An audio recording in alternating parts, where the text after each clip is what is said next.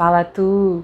Oi, meu nome é Lívia, sou Imersões Literárias. A gente está vindo aqui com o capítulo 7 desse livro que temos feito aqui, nosso projeto de leitura e escrever ficção, o Manual de Criação Literária do Luiz Antônio de Assis Brasil. Já estamos chegando ao final.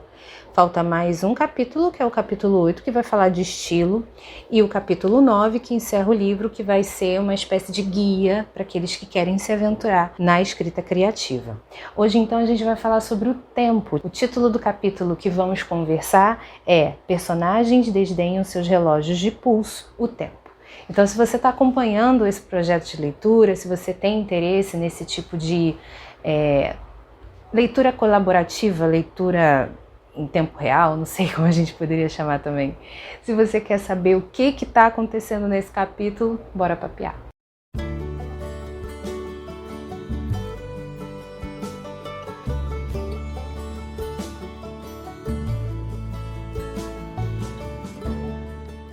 Esse capítulo então vai falar sobre como o ficcionista precisa lidar com as questões do tempo.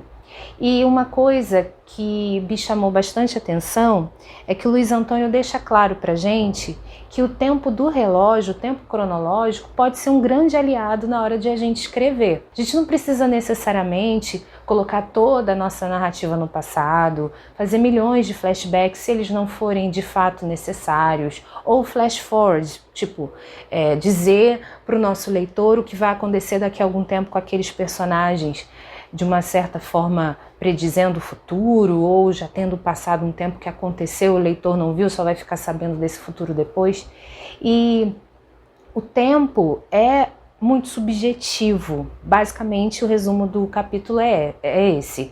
O tempo é subjetivo, o tempo quem determina são os próprios personagens, porque eles vão enxergar o tempo, uma mesma narrativa de cada personagem, uma mesma vivência de cada personagem, vai fazer o tempo passar de formas diferentes. A ficção tem isso de bom, de trazer para o leitor uma realidade de perspectivas diferentes. Primeiro ele diz assim, personagens diferentes têm percepções diferentes do mesmo tempo.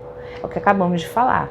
Às vezes um personagem tem uma angústia acontecendo na vida dele, alguma coisa relacionada à questão essencial, e ele está ali contando nos segundos no relógio para que algo que ele queira que aconteça ou algo que será uma grande revelação chegue até ele. Enquanto tem outro personagem que está literalmente Zeca Pagodinho, deixa a vida me levar, vida leva eu. E você tem que escolher se você vai dar essas perspectivas aos seus personagens diferentes, você tem que escolher qual dessas perspectivas vai prevalecer, para que o seu texto não fique que nem o DeLorean, indo para o presente, para o passado, para o futuro, de volta para o presente, de volta para o passado, de volta para o futuro, o seu leitor se perder completamente nesse esquema que você está fazendo. O tempo também precisa ser pensado e organizado. Logo depois ele fala assim, caso você queira escrever uma narrativa marcada pelo tempo oficial, que seria o tempo do relógio,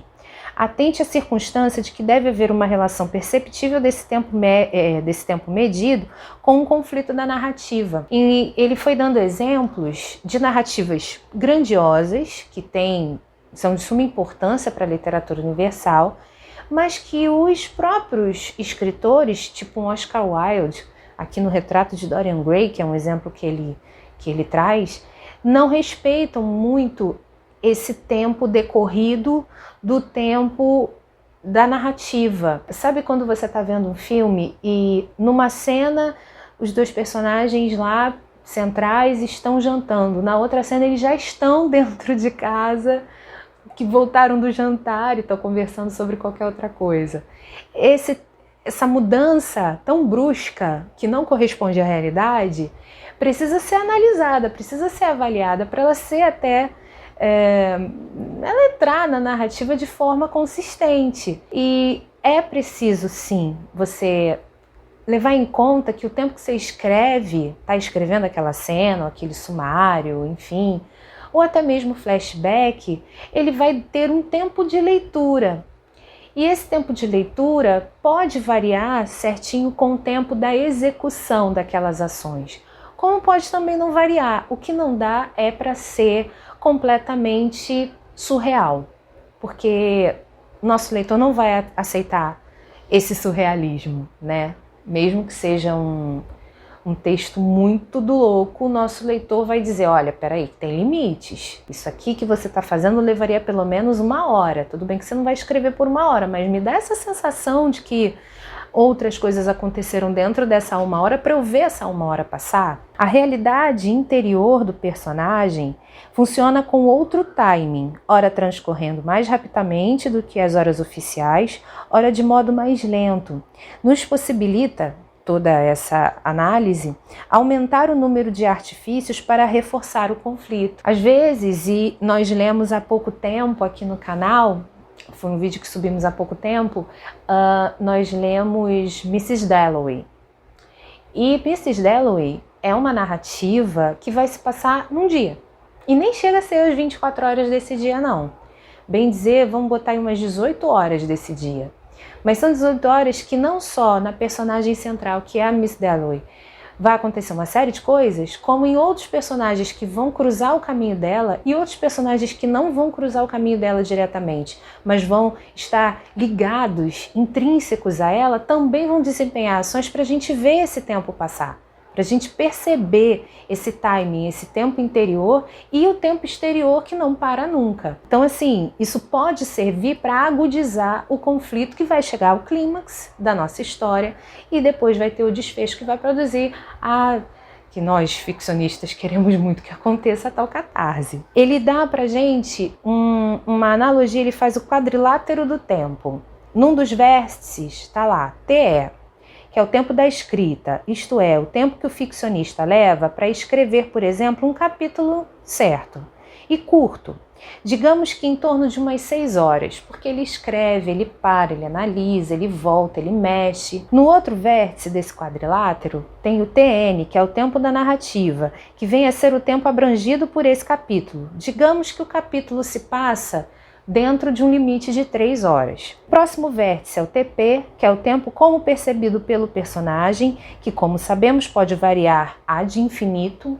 Às vezes esse personagem, dentro desse período de 3 horas que essas ações decorreriam, né, ou transcorreriam, o personagem pode tá se divertindo tanto que ele nem reparou, que ele nem percebeu que passaram 3 horas.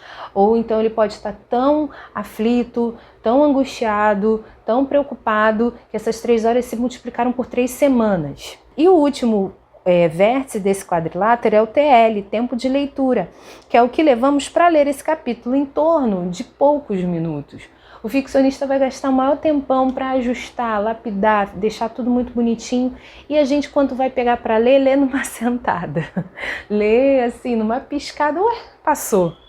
Quando é de boa qualidade, a gente nem vê o tempo passar, não é verdade? Então, é preciso ajustar esse quadrilátero do tempo para que esses vários vértices aqui se mantenham devidamente equilibrados. Ele diz agora sobre o flashback. Ele vai falar que o flashback é um recurso narrativo que recupera alguns eventos ou emoções passadas que digam respeito ao personagem, direta ou indiretamente. Então o flashback vai ser aquele momento que o personagem vai voltar ao passado e a gente vai ver essas cenas, ou vai ver esse sumário, ou o próprio flashback vai acontecer pela boca do personagem na descrição que ele faz para outro personagem. E ele pode ser expresso, então, por cenas, sumários, reflexões desse personagem, como eu havia falado, ou mesmo pela perspectiva assumida pelo ficcionista. Às vezes o ficcionista quer que toda a história fique em flashback. Mas aí, a gente está tão acostumado a ver flashback em vários tipos de texto, a gente está acostumado a ver flashback em várias mídias, né? Séries, novelas, filmes. Aí o Luiz Antônio faz uma reflexão aqui com a gente. Embora possam estar disseminados pela obra em vários pontos de sua extensão, há uma incidência expressiva de flashbacks no segundo capítulo ou no capítulo posterior, né, no segundo momento da narrativa. E por que isso acontece? Como o primeiro capítulo é, via de regra, um espaço de exploração, de exposição das circunstâncias de personagens, o tempo, o espaço e o conflito, é no segundo ou a partir do segundo que as coisas começam a acontecer de fato e se faz necessário explicar ao leitor alguns elementos anteriores ao momento atual. A gente falava lá no capítulo 2 do personagem que ele vai ser a vida dele vai ser um recorte contado pelo ficcionista, e essa questão essencial que aparece no capítulo 3, ela é anterior à própria narrativa. A gente cria um personagem que tem problemas existenciais, que todos nós temos, e esses problemas essenciais e existenciais são anteriores ao recorte que é feito dentro do texto. Então o flashback vai servir para fazer esse acréscimo de informação que muitas vezes vai levar o leitor a entender o porquê de certas atitudes do personagem ou de consequências que ele está vivendo, as ações que ele fez, que a gente não sabe, mas está vendo as consequências agora. O flashback vai ser necessário para desvendar essa parte para a gente. E ele fala, isso vai servir para o flashback, vai servir para o flash forward. Ele fala assim: 2 princípios subjazem a escrita do flashback, a sua necessidade e a sua oportunidade. E aí ele fala que é simples. Você vai escrever um flashback se ele for necessário ao entendimento da história atual. E ele faz sempre essa ressalva: a gente precisa tomar cuidado para que o flashback não tome de assalto a narrativa e o leitor queira ficar nesse passado, a ponto de desinteressar da história atual. Como não vai ter flashback mais, porque você decidiu assim, ele pode acabar largando o seu texto. Ou se ele for oportuno para enriquecer essa mesma história. Então o flashback só vai funcionar se ele corresponder a uma dessas 2 situações. Ou se ele for necessário, porque esses eventos anteriores precisam ser de fato explicados, ou se houver oportunidade de voltar ao passado para se enriquecer, para se somar, para a história ficar mais interessante, para dar uma movimentação. Então o flashback não precisa necessariamente ser uma muleta. Ele vai além, ele vai estar além da muleta. Ele precisa, na verdade, estar além da muleta. Ele não pode ser um recurso ao qual o narrador, né, o ficcionista no caso, vai toda hora recorrer porque acabou inspiração para contar o restante da história. E sobre o flash forward, ele explica assim: é o recurso narrativo que antecipa alguns eventos ou emoções que digam respeito ao personagem. Como eu falei mais cedo, o flash forward vai ser o apertar para frente. Você vai adiantar aquela narrativa, aquela cena, aquele sumário, a vida do personagem, não só como uma predição do futuro. Você pode, a narrativa é sua, você pode criar do jeito que você quiser, mas você vai... Se a história atual vai parar num determinado momento, até como um gancho, né, para você perceber, o leitor vai perceber, caramba, isso aqui tá parado pela metade, e aí, o que vai acontecer? No capítulo seguinte você resolve, fazendo com que você dá meio que um descanso pro leitor, porque ele vai ficar angustiado, né, se o personagem está sofrendo. E aí você dá um alívio, né, a catarse, para o leitor, dizendo para ele: olha, ficou tudo bem, o personagem está bem, está vivendo a vida feliz, não se estressa. É uma forma também de você criar esse vínculo com o leitor, mostrando para ele que você cuidou do personagem de quem ele está gostando tanto, por quem ele está tão interessado. E essas foram os tópicos principais do capítulo do tempo em escrever ficção que eu queria trazer para vocês. Esse capítulo também, como outro espaço, é um capítulo mais curtinho. Ele tem em torno de 36 páginas só, e a maior parte das páginas trazem exemplos de textos literários conforme ele vai mostrando, né, aquilo que ele está falando sobre o tempo.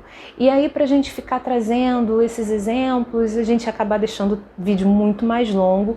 A gente conseguiu deixar o vídeo curtinho. Então, eu vou ficando por aqui com esse capítulo, capítulo 8. Tem como título Pequeno Tratado da Liberdade, o Estilo. Esse pega, esse pega.